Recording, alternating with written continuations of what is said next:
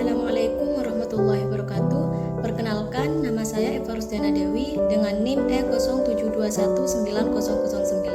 Saya berasal dari Prodi Tasawuf dan Psikoterapi, Fakultas Usuluddin dan Filsafat, Universitas Islam Negeri Sunan Ampel, Surabaya. Di sini saya akan menjelaskan tentang afiliasi Pondok Pesantren Al-Asy'ari Sampang dengan Tarekat Tijaniyah. Pokok-pokok pembahasannya yaitu definisi pesantren dan tarekat. Selanjutnya sejarah tarekat dalam pesantren dan afiliasi Pondok Pesantren Al-Asy'ari Sampang dengan Tarekat Tijaniyah. Definisi pesantren dan tarekat. Pondok pesantren berasal dari dua kata, yaitu pondok dan pesantren. Pondok berasal dari bahasa Arab, funduk yang berarti tempat menginap atau asrama. Sedangkan pesantren berasal dari bahasa Tamil, dari kata santri, diimbuhi awalan P dan akhiran an, yang berarti para penuntut ilmu. Martin van Buren-Nesan menyebutkan sebagai Great Erudition dalam mentranslasikan Islam. Pesantren telah berkontribusi besar dalam dinamika sejarah, warna, dan peradaban pendidikan Indonesia, khususnya pendidikan Islam. Pondok pesantren didefinisikan sebagai lembaga pendidikan Islam yang kental bernuansa pengetahuan agama Islam. Usaha yang dilakukan untuk meningkatkan mutu pesantren di masa kini dan yang akan datang harus tetap pada prinsip ini. Pesantren yang memiliki tujuan secara sistematis, tidak terlepas dan banyak dipengaruhi oleh kearifan pengasuh selaku pemimpin tertinggi dalam menentukan sistem pengembangan pendidikannya.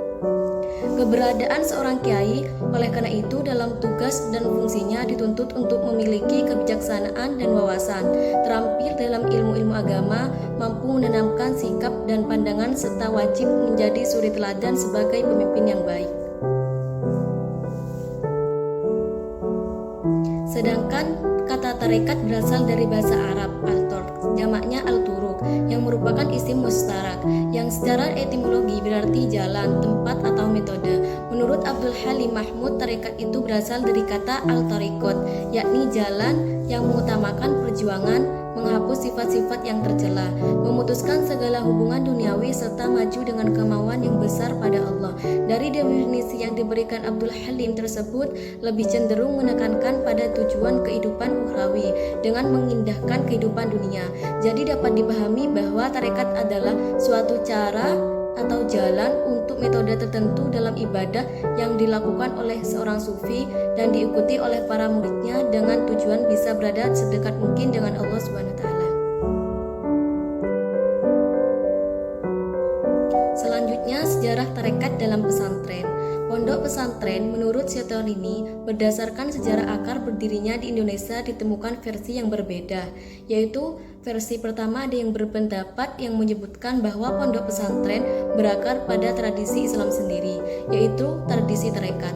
Pondok pesantren mempunyai kaitan yang erat dengan tempat pendidikan yang khas bagi kaum sufi.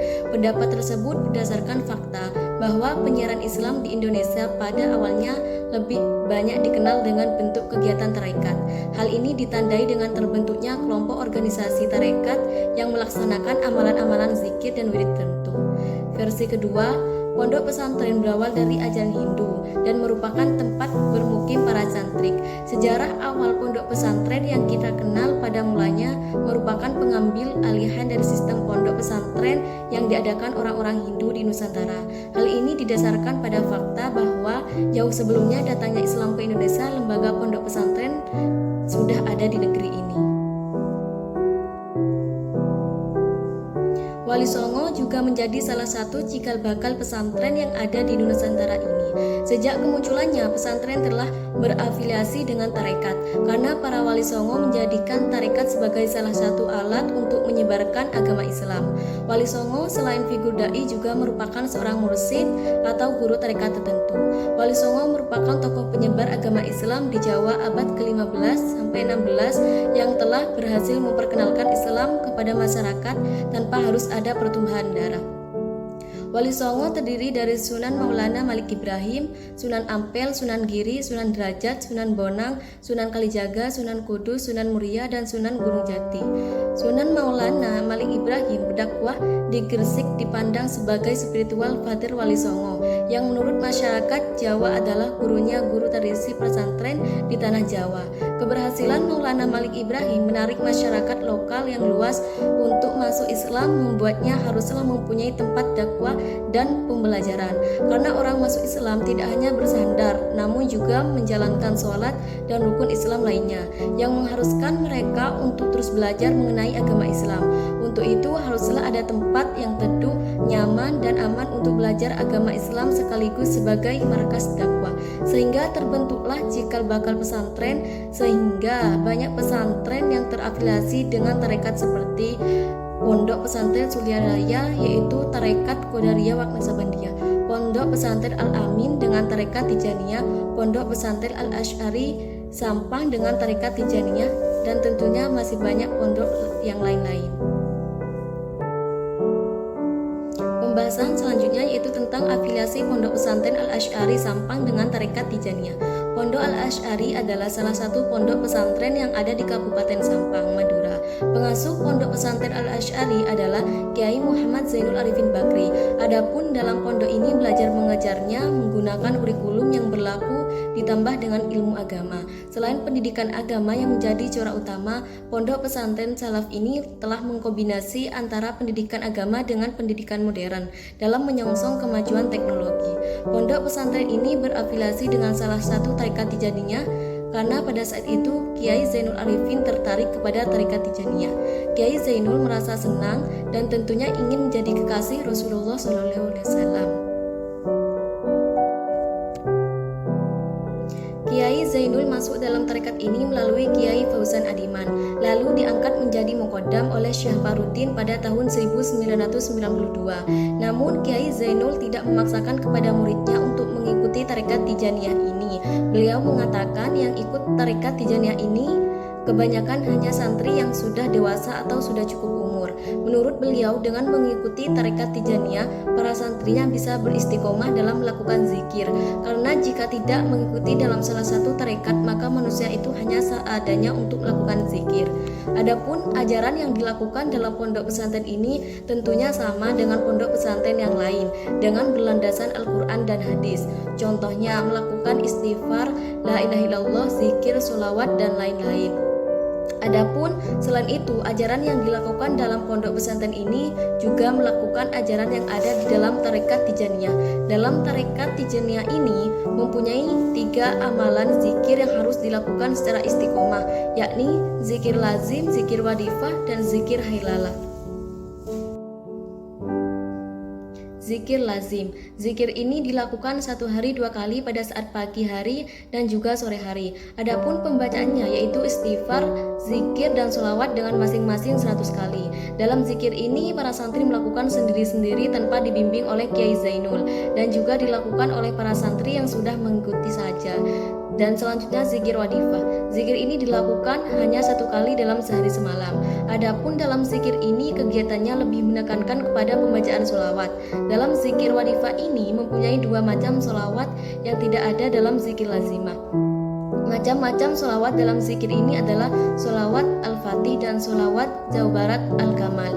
Menurut Kiai Zainul Arifin, tarekat yang mengikuti tarekat Tijaniyah ini mendapatkan tabir langsung dari Rasulullah SAW pada waktu baca zikir wadifah ini, yang didatangi langsung oleh Rasulullah SAW, Sayyidina Abu Bakar As-Siddiq, Sayyidina Umar bin Khattab, Sayyidina Utsman bin Affan, Sayyidina Ali bin Abi Thalib, dan juga dihadiri oleh pendiri tarekat Tijaniyah yaitu Syekh Ahmad Tijani. Dalam zikir ini juga dilakukan sendiri-sendiri oleh para pengikutnya. Dan selanjutnya zikir hailalah. Zikir ini pelaksanaannya hanya 1 kali dalam seminggu, yaitu pada hari Jumat yang dilakukan dengan berjamaah pada sore hari sampai datangnya maghrib dengan cara membaca la ilaha illallah. Sedangkan pelaksanaan zikir ini dilakukan secara jamaah, beda dengan zikir lazim dan zikir wadifah. Kiai Zainul mewajibkan para santrinya untuk mengikuti pelaksanaan zikir hailalah ini. Adapun yang mewajibkan para santrinya untuk melakukan wirid tarekat Tijaniyah pada saat melaksanakan puasa putih yang dilakukan selama 40 hari pada bulan Rajab. Beliau mewajibkan para santrinya untuk melaksanakan puasa putih meskipun hanya 1 kali selama menjadi santrinya. Pada saat bulan inilah beliau mewajibkan kepada semua santrinya untuk mengamalkan zikir lazim, zikir wadifah, dan zikir hailalah dengan cara berjamaah di masjidnya. Adapun yang mengamalkan wirid tersebut tidak hanya santri, masyarakat dari luar pun banyak yang mengikuti. Karena dengan melakukan zikir-zikir ini, para santrinya atau para pengikutnya belajar untuk istiqomah dalam melakukan wiridan. Dan Kiai Zainul Arifin ingin para santrinya atau para pengikut tarekat Tijaniyah ingin mendapatkan penghormatan yang sangat besar dari Allah Subhanahu wa taala. Karena orang mengikuti tarekat ini tidak dianggap orang biasa, tapi dianggap murid atau santrinya Rasulullah SAW. Sekian penjelasan dari saya. Mohon maaf apabila ada kata-kata yang salah. Wassalamualaikum warahmatullahi wabarakatuh.